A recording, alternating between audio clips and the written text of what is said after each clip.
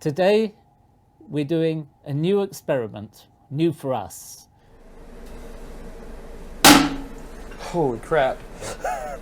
I got it.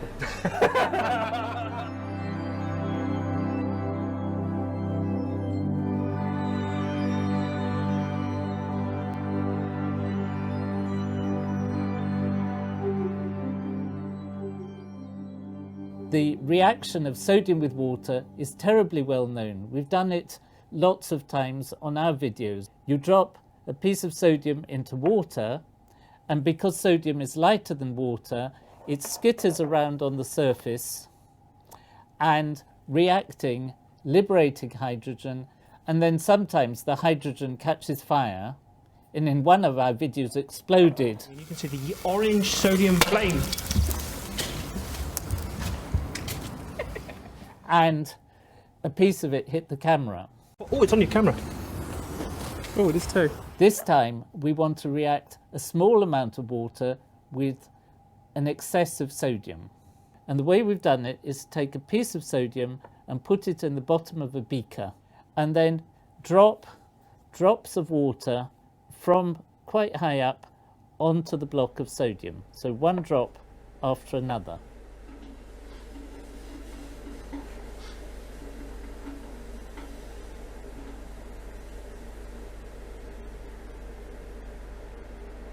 So what happened was that the first few drops hit the surface, and because it's hard, probably ran partly off, and a reaction started round the bottom of the lump of sodium.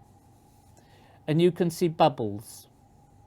And the bubbles are probably hydrogen coming off, because the reaction of water with sodium gives sodium hydroxide and hydrogen. Since there isn't very much water, there'll be a strong solution of sodium hydroxide, and that's unlikely to have boiled, because the alternative explanation is that these are bubbles of steam. And then, because the reaction produces heat, it appears that the sodium melted, but because it's quite a small piece, it just stayed as a glob of liquid sitting on the bottom of the beaker. Then when the last drop came down, it very conveniently hit the surface of the sodium more or less square. Holy crap. I got it. And because water is quite dense, it made a crater, as it were, a puddle where it hit the sodium. And then because the water is denser than sodium, it settled inside the liquid sodium. Imagine you have liquid sodium, the melting point is 96 degrees Celsius or centigrade, however you like to say it, and which is very close to the boiling point of water.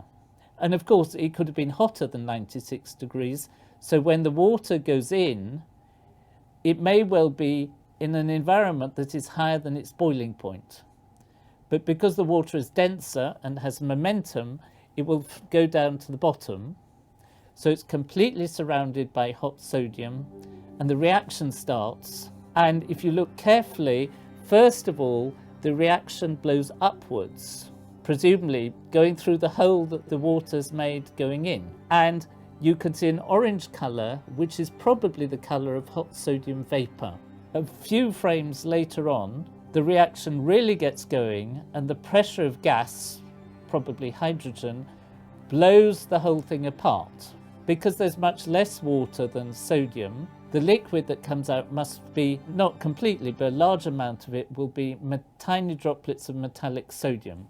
And as these droplets go through the air, some of them will react with the water vapour in the air, and some will react with the oxygen in the air, and there's a lot more oxygen than water. And you can see there are one or two pieces that come off in this direction that are glowing really very hot and orange. It just demonstrates that when you do an experiment in a new way, you see even quite a common reaction in a completely new light. Of course, to understand precisely what's going on, you'd have to do lots of different experiments, varying the amount of water, varying the temperature of the sodium, perhaps even putting a thermocouple into the sodium to measure the temperature. but doesn't really matter.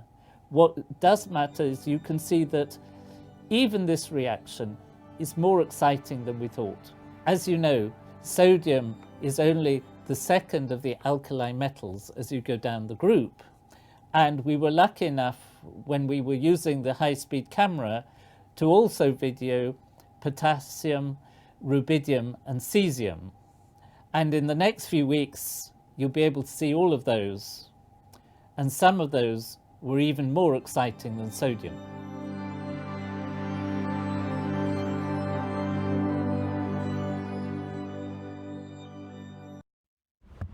Yeah.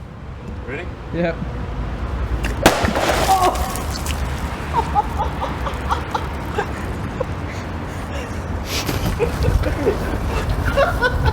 Very satisfying reaction. It's all burning in the grass, look.